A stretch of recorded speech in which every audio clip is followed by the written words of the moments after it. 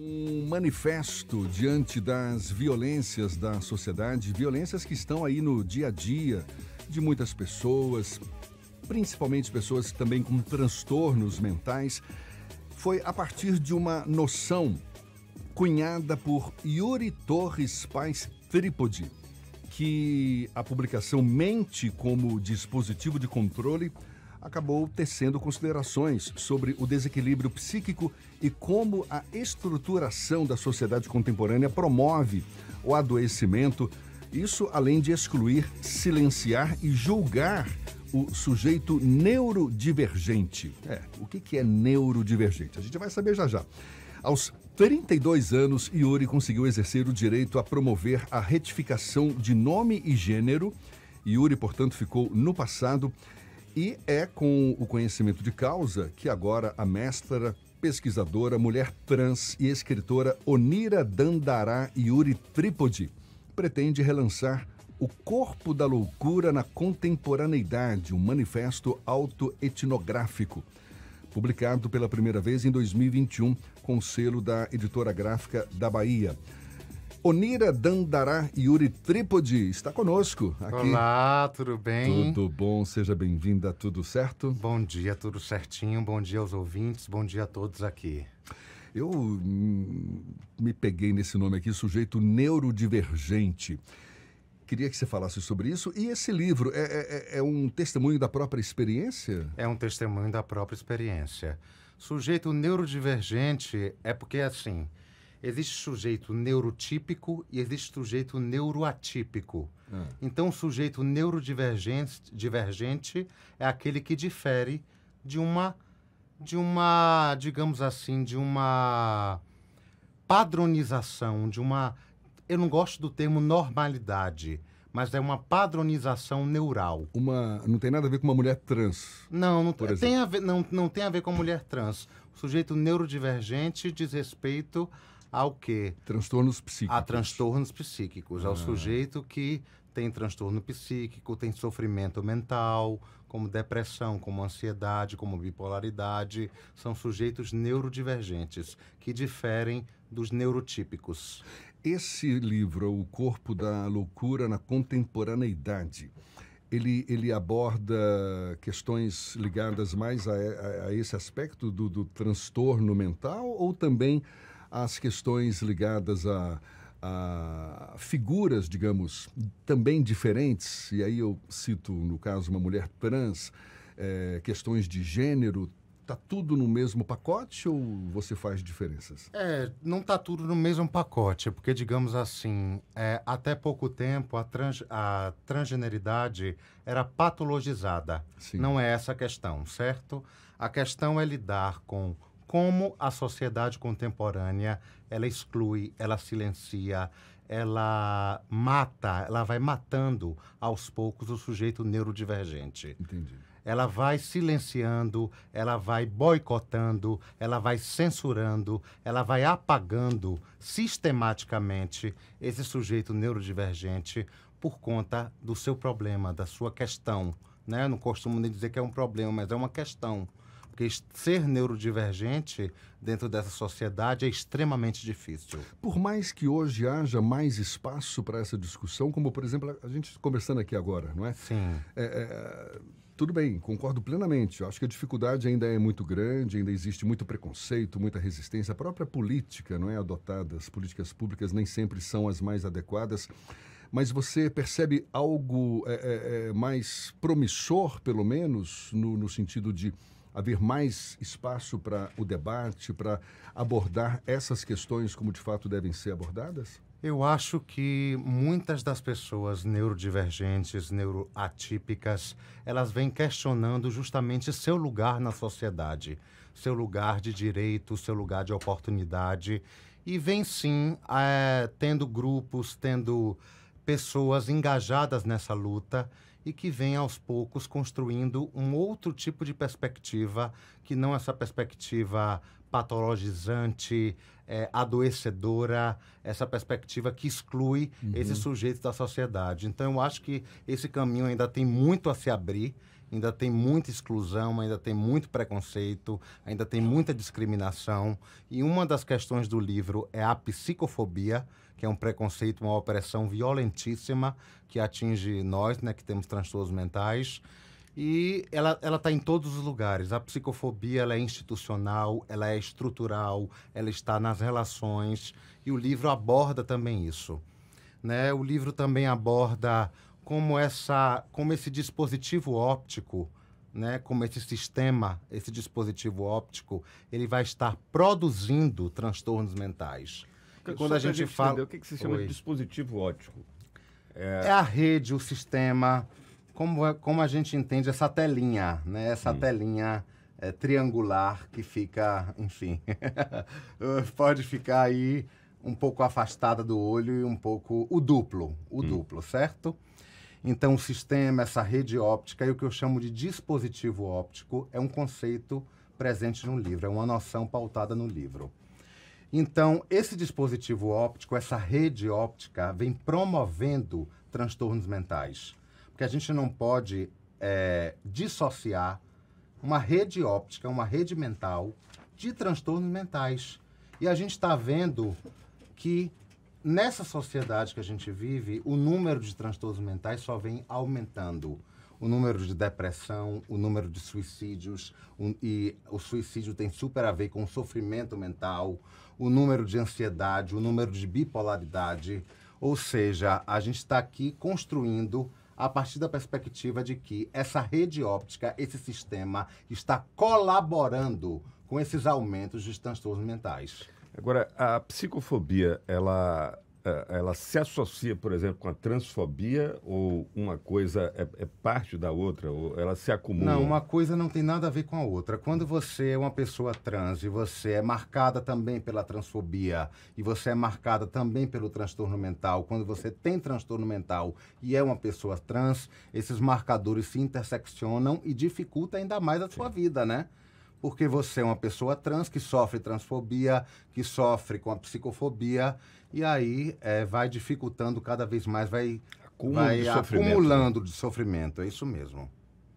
Agora, de que maneira você acha que esse problema, porque é um problema de saúde pública. Isso. Até se a gente for olhar, suicídio que você falou, por exemplo, acho que já é a segunda causa de mortes entre jovens. Isso. De que maneira a gente consegue tratar isso como um problema de saúde pública que é? A gente fala de suicídios entre os jovens, como uma coisa assustadora, mas se eu não fiz essa pesquisa, se a gente for para os dados do SUS e olhar quantos adolescentes estão indo para as unidades de emergência com automutilação, por exemplo, e tem muito de sofrimento mental mesmo, às vezes de conflitos naturais dessa fase inicial, fim de adolescência, início de juventude, né? De que maneira a gente consegue tratar isso sem tantas barreiras de preconceito na abordagem, até no acolhimento de quem está sofrendo com essas questões? Então, é fundamental que essa pessoa procure os CAPs, né? Os Centros de Atenção Psicossocial em Saúde Pública, que elas sejam atendidas por psiquiatras, por psicólogos, certo?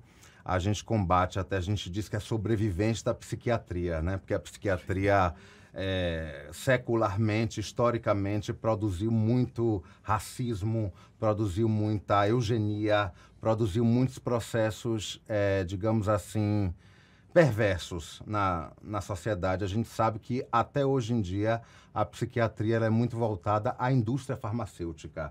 Mas a gente vem trabalhando nos CAPs, arte-terapia, terapia ocupacional, certo?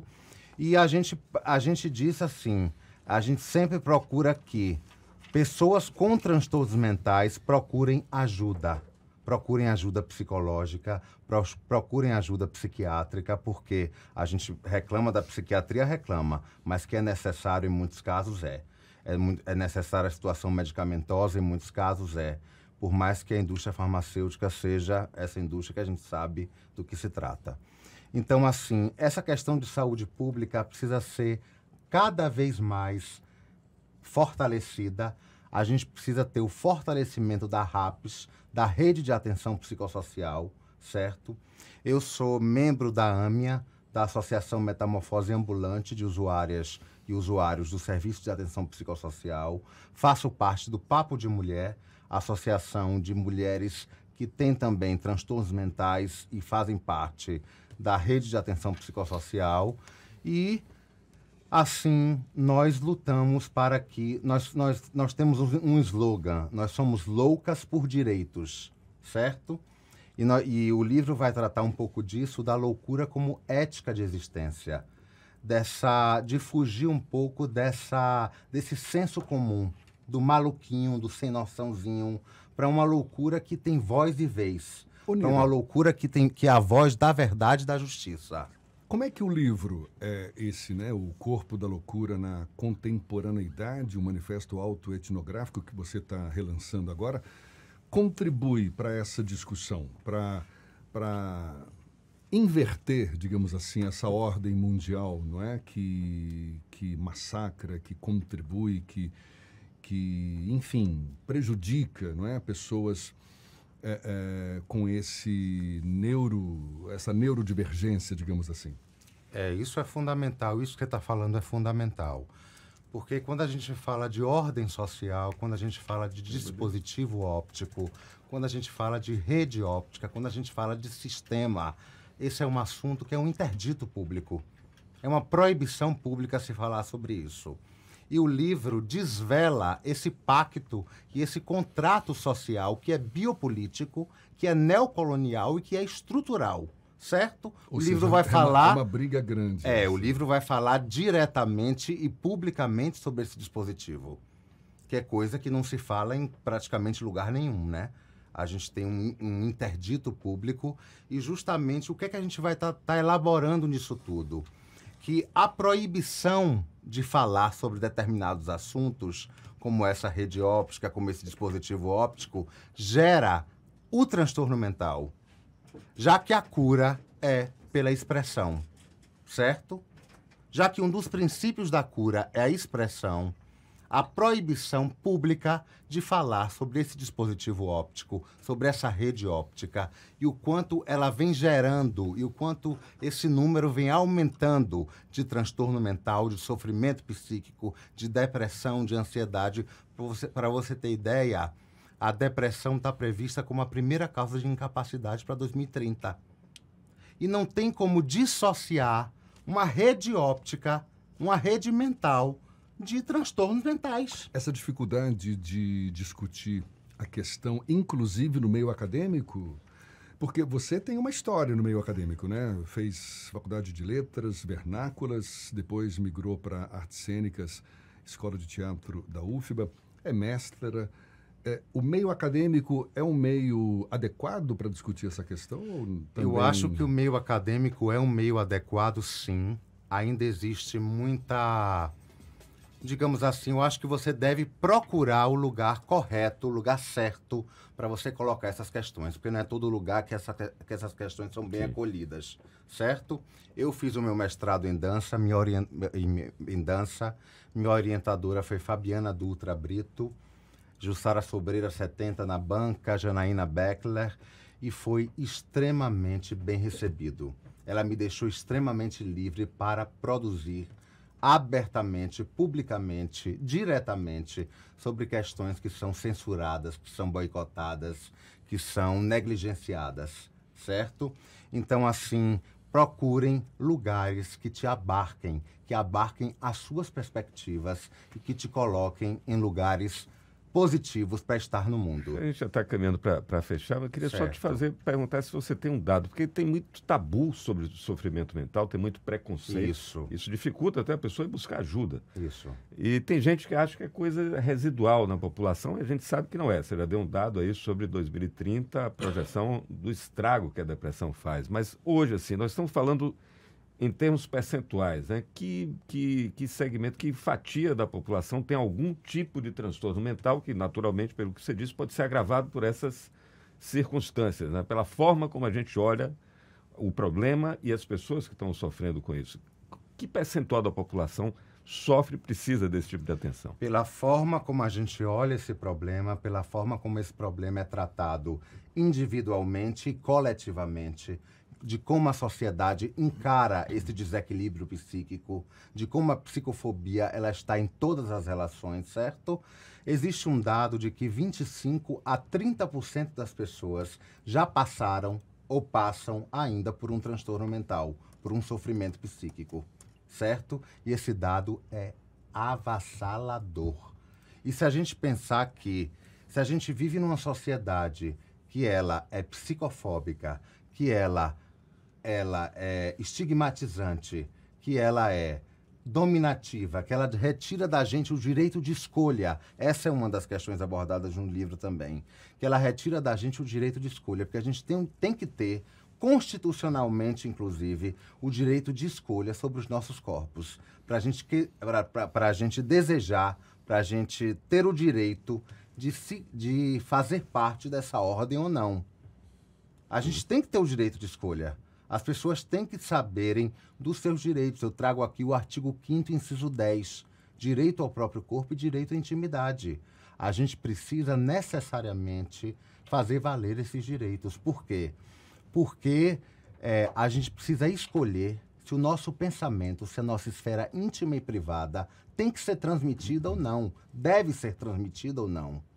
Nós precisamos escolher, certo? E a decisão da escolha é nossa. Tem que ser nossa. Né? É individual, tem que ser individual. Olha aqui, Onira, uma mensagem que a gente recebeu pelo YouTube. O Corpo da Loucura na Contemporaneidade é uma obra fundamental para ampliar a nossa percepção dessa ordem social adoecedora e excludente. Onira, maravilhosa, potência pura, mensagem de Pedra Homem. Axé, axé, Pedra. E para a gente encerrar, você está relançando o livro, como é que a gente consegue acessar Não, eu estou buscando apoio para relançar o livro, certo? Eu estou buscando apoio. Esse livro foi primeiramente lançado pela Egba. Em 2021. Em 2021, e eu estou buscando apoio para relançá-lo e para fortalecer aí todas essas lutas, todos esses empreendimentos que a gente vem tecendo aí na vida, né? E a luta é certamente grande. É grande, é grande. Onira, muito obrigado. Parabéns aí pela força e esteja sempre bem-vindo aqui com a gente. Axé. Obrigada. Tá bom? Bom dia para você. Agora são 7 minutos para as 8 horas na tarde.